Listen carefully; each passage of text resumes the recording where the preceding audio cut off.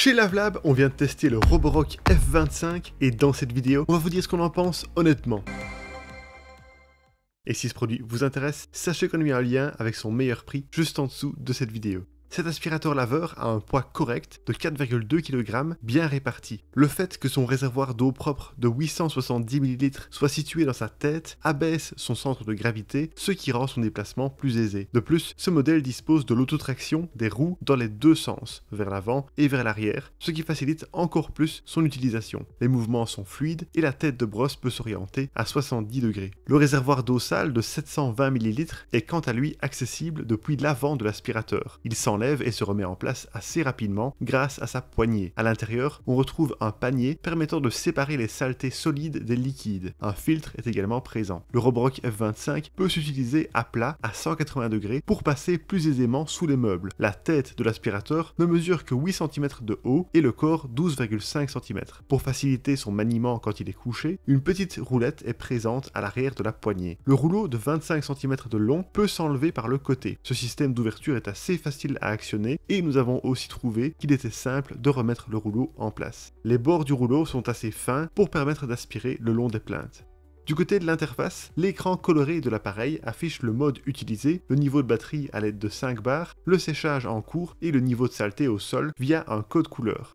3 boutons sont disponibles depuis la poignée. Celui du bas permet de lancer l'auto-nettoyage, celui du milieu sert à allumer, mettre en pause ou éteindre l'aspirateur, et celui du dessus permet de changer de mode d'utilisation. En appuyant 3 secondes sur l'auto-nettoyage et le changement de mode, il est possible de régler la langue des alertes vocales. La station de chargement sert aussi de station de rangement et d'entretien. En plaçant l'appareil sur la base et en activant le bouton adéquat, l'aspirateur lance un auto-nettoyage du rouleau selon le degré de saleté détecté au préalable. Le nettoyage se fait à l'eau chaude durant 2 minutes et 50 secondes. Ensuite, un séchage à l'air chaud se lance. Ce séchage peut être soit rapide, 5 minutes, soit silencieux, 20 minutes. Durant nos tests, après le long séchage, le rouleau est ressorti encore légèrement coloré et collant, mais sec. Comme autre entretien nécessaire, il faut vider et nettoyer le réservoir d'eau sale, remplir le réservoir d'eau propre et vérifier le filtre et la tête de brosse. Vous pouvez aussi nettoyer le rouleau à la main si besoin. Une brossette de nettoyage, 200 ml de produit nettoyant et un filtre de rechange sont fournis dans la boîte.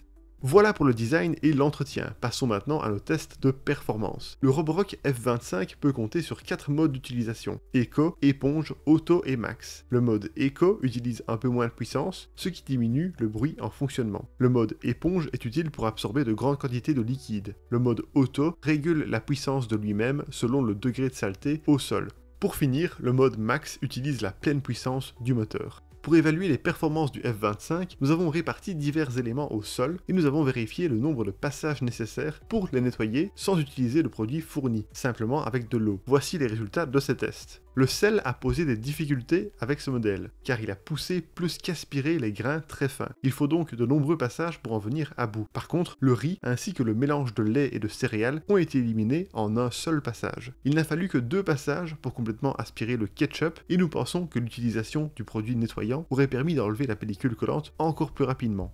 Comme toujours, l'aspiration de l'œuf avec sa coquille a été problématique. L'œuf en lui-même a été rapidement aspiré, mais la coquille a demandé de nombreux passages avant d'être totalement éliminée. Cependant, cet aspirateur laveur a fini par y parvenir, ce qui est déjà une bonne chose. Les poils d'animaux ont été aspirés en un seul passage, même sur sol humide, et il a fallu 2 passages pour les longs cheveux, mais rien ne s'est enroulé de manière durable autour du rouleau. Nous avons aussi été agréablement surpris par ses performances face à la boue séchée. Il a fallu 6 à 10 passages pour éliminer toutes les traces selon le niveau d'incrustation. C'est bien plus rapide que ce que d'autres modèles, parfois nettement plus chers, sont arrivés à faire lors de nos tests. Pour le café séché, il faut toujours insister sur les contours plus foncés des traces, mais c'est resté assez correct dans ce cas-ci.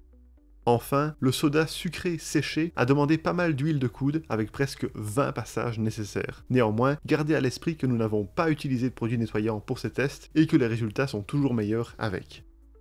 Passons maintenant à nos tests de niveau sonore. En lavage, ce modèle est discret en mode éco et les autres modes se situent dans la moyenne. Il y a eu un bel effort pour diminuer le bruit de l'auto-nettoyage du rouleau, car ici il n'a émis qu'un maximum de 73 décibels à 1 mètre de distance. Par contre, le séchage du rouleau est très bruyant. Le séchage silencieux a émis 53 décibels pendant 20 longues minutes, et le séchage rapide a produit un bruit élevé de 72 décibels durant 5 minutes. Pour terminer ce test, parlons de l'autonomie. La batterie de 4000 mAh de cet aspirateur laveur lui permet de tenir, en théorie, jusqu'à 60 minutes en mode éco pour nettoyer 410 m². Pour tester cette autonomie, nous avons vérifié en combien de temps l'aspirateur perdait une barre de batterie. Ensuite, nous avons effectué une petite règle de 3 pour vérifier le temps total de chaque mode. En mode éco, il a tenu 63 minutes, en mode éponge 33, en mode auto 33 aussi, et en mode max 27 minutes. Chose étonnante, le mode éco atteint même plus que ce qui est annoncé à la base. Le reste de l'autonomie est très correct également. Nous pensons qu'avec le mode éco, vous pouvez aisément nettoyer 410 m² comme indiqué, mais qu'il faut plutôt compter 200 m² pour les autres modes. Enfin, nous estimons que la charge complète devrait prendre moins de 3 heures, ce qui est très bon. Et voilà pour nos résultats de test. Alors pour résumer le tout, les points positifs du Roborock F25 sont de bonnes performances de lavage, la possibilité d'utiliser couché à 180 degrés, un design extra fin pour passer sous les meubles, des bords fins permettant de nettoyer près des plinthes, un fonctionnement silencieux, les cheveux et les poils qui ne restent pas enroulés autour du rouleau, et une bonne autonomie. Quant au point négatif, l'auto-nettoyage du rouleau qui est imparfait si le rouleau est fort sale, le séchage qui est bruyant même en mode silencieux, et le fait que de l'eau coule quand on le déplace, mais c'est peut-être un problème d'usine avec notre modèle spécifique à nous, on ne sait pas trop. Et voilà qui termine notre test, merci beaucoup de l'avoir regardé. Pour rappel, vous trouverez le lien de ce produit avec son meilleur prix juste en dessous de la vidéo. Et si vous aimez les tests honnêtes d'aspirateurs, n'hésitez pas à vous abonner à notre chaîne.